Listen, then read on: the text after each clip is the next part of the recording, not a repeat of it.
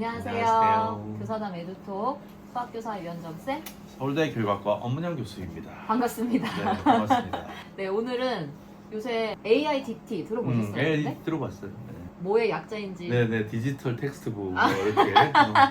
네, 근데 이게 음, 내년부터 음, 초등학교 3, 4학년 그리고 중학교 1학년, 고등학교 1학년 영어과, 수학과, 정보과는 제가 알기로는 교과서를 아예 없애고 다 디지털 교과서로만 한다라고 알고 있거든요. 내년 3월부터 시행한다는 거예요? 네. 그렇죠? 내년부터 아예 초등학교 3, 4, 중1, 그러니까. 고1은 이제 과목까지 결정이 되어 있는 오케이. 상황이잖아요.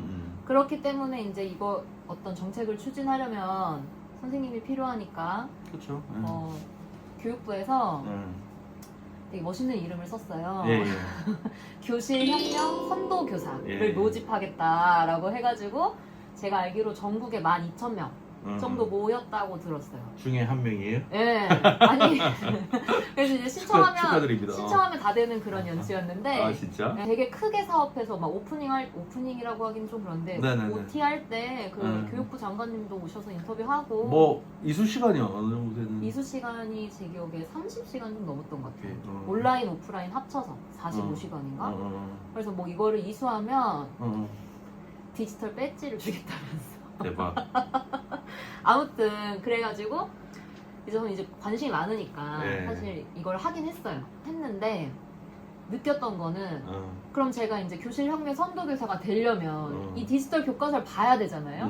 근데 뉴스에도 나온 것처럼 저희한테 제공된 거는 프로토타입만 제공을 해줬어요. 근데 거기서 내용이 있는데 일부만 보안 때문에 뭐 다른 것 때문에 이렇게 얘기하던가요? 네. 아, 그렇게 얘기했다. 정확하게 그렇게 얘기했죠. 어떻게 얘기했냐면 이게 교과서 출판사별로 AI 교과서를 만들고 있기 때문에 선정이 아직 안 됐다. 특별한 어떤 출판사의 교과서를 보여줄 수 보여주게 없다. 되면 홍보의 효과가 있기 때문에 지금은 요 정도만 보여줄 수 있다 라고 얘기를 해서 보여줬을 때 그걸로 실습을 해봤을 때는 과연. 이거 AI일까? 라는 근데 생각이 좀 들었거든요.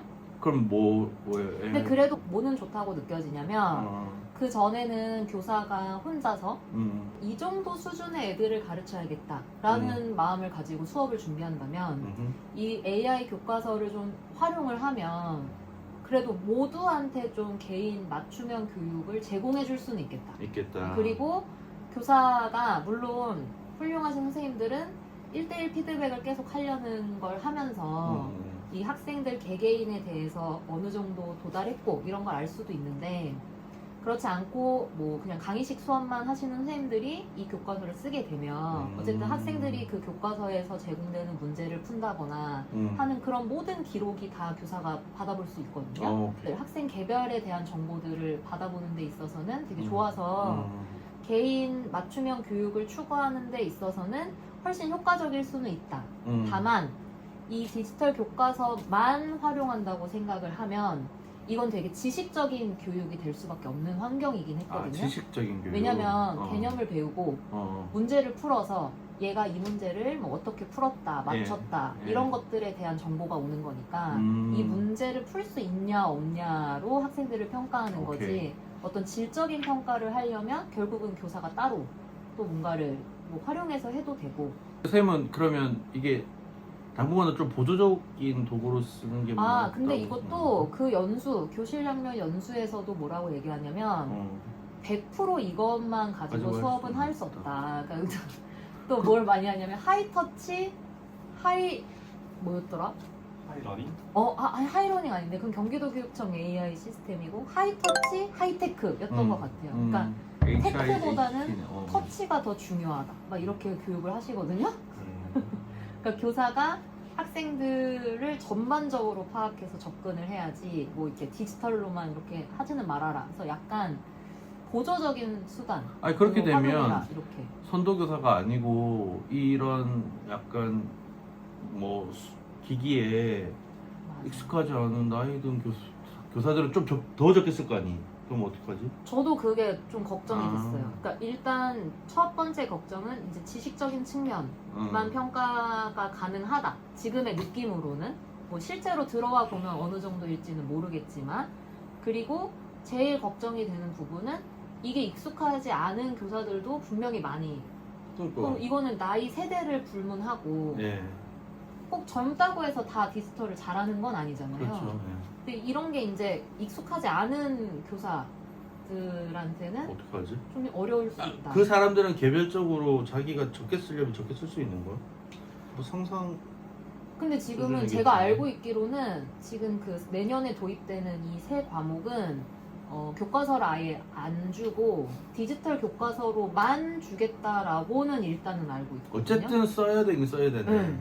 근데 그러면 그걸 활용 능력에 따라서 교사 활용 능력에 따라서 막 조금 학생들한테 영향을 줄 수 있겠네. 그럴 그럼 수도 이게 있고 전면적으로 그 과목 선생님들은 어쨌든 음. 필수적인 연수가 있어야 될 것 같은데. 그렇기도 하고 걱정도 되죠. 사실 걱정되네. 전자기기로 공부를 한다는 것 자체가 응. 일반 종이로 하는 거랑의 또 차이도 있고 학부모들이 가뜩이나- 좀 반대한다는 의견도 난 들었어요. 맞아요. 왜냐하면 애들 안 그래도 태블릿 보는 거 중독인데 아, 이거 안 그래도 중독인데 얘네한테 이거를 교과서로 쓰라고 이걸 주면 과연 교과서로만 쓸 것이냐. 효과가 아주 극명하게 뛰어나게 나타나지 않으면 회의적으로 사람들이 생각하겠다. 그럴 수 있죠. 지금 사실은 디지털로 안 해도 애들이 저희보다 디지털 환경은 훨씬 익숙한 애들인데 그치? 응. 이걸 교과서를 꼭 바꿔야 되냐라는 말도 있는 건 알고 있어요. 그리고 또 저는 또 걱정되는 건 이제 개인정보.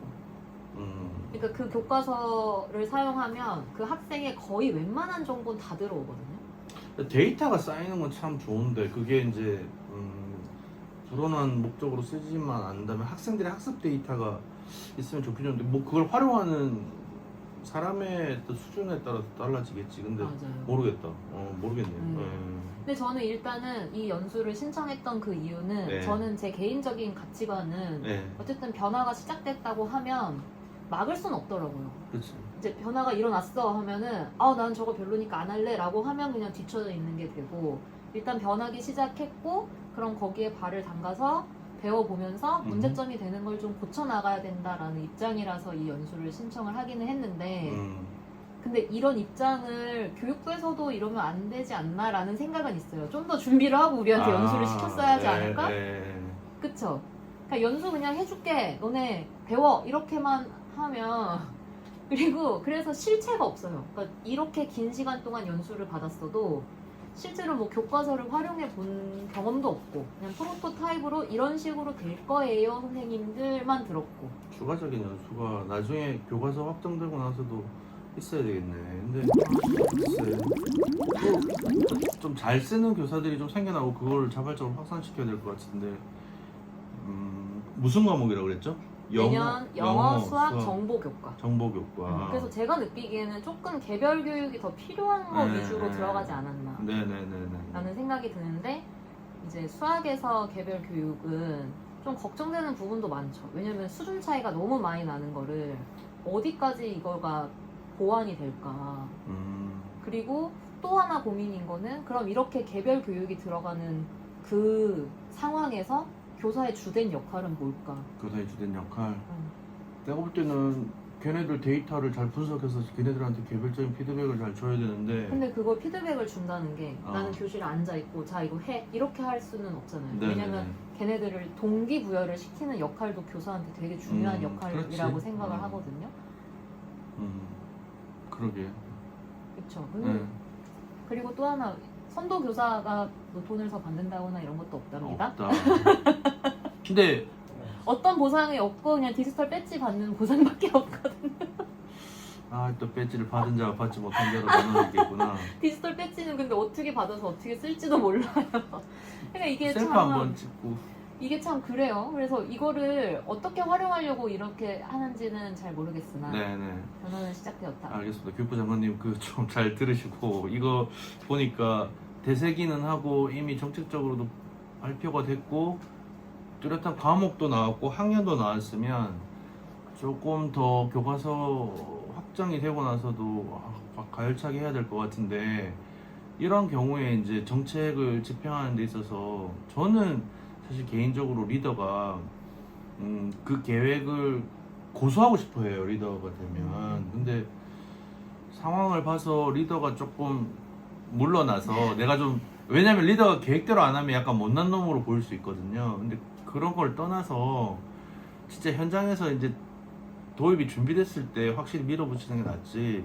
그게 결과적으로 정책을 성공시키는 길이라고 생각하거든요. 그게 섣불리 했다가 이게 그 정책이 나빠서 그런 게 아닌데 다른 부수적인 일 때문에 불평 불만을 겪게 되고 그래서 놓치게 되면은 아마 이 정책은 굉장히 재정 투자가 많이 들어갈 것 그렇죠. 같거든요. 많이 들어가죠. 애들한테도 태블릿 다 주고 뭐 그렇게 하려면 그래서 연수가 굉장히 중요할 거고 교사들 연수를 확대하기 위해서 제가 알기로도 지난 국회 김진표 의장이 발의를 해서 그게 이제 특별 교부금이라고 있는데 그 비율을 좀 높여서 여기에 쓰는 걸로 알고 있어요. 좀 기대는 하고 있는데 어쨌든 교과서가 잘 개발되고 나서 확정되고 나면 실질적인 좀 연수가 필요할 것 돼야 같아요.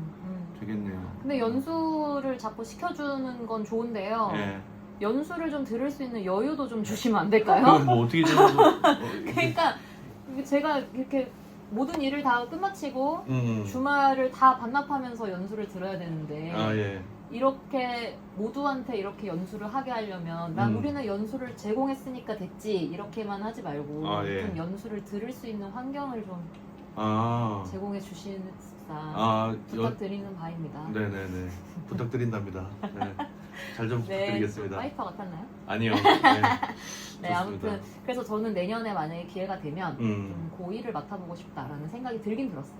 이 교과서로 하고 한번 써보고 싶다. 해보고 선생님은 하시면 잘할 것 같아요. 궁금하다, 요 정도? 네, 알겠습니다. 네, 그래서 이게 교육부의 원하는 바가 아니었나. 아, 네. 배지로 사람을 홀려가지고. 동기 유발이 됐네. 네, 그래서 여기까지 하도록 네. 하고요. 내년에 만약 내년까지 우리 채널이 유지된다면 네네. 잘 됐으면 써보고 좋겠습니다. 네. 어떤지까지 후기 남길 수 알겠습니다. 있으면 좋겠습니다. 안녕. 안녕.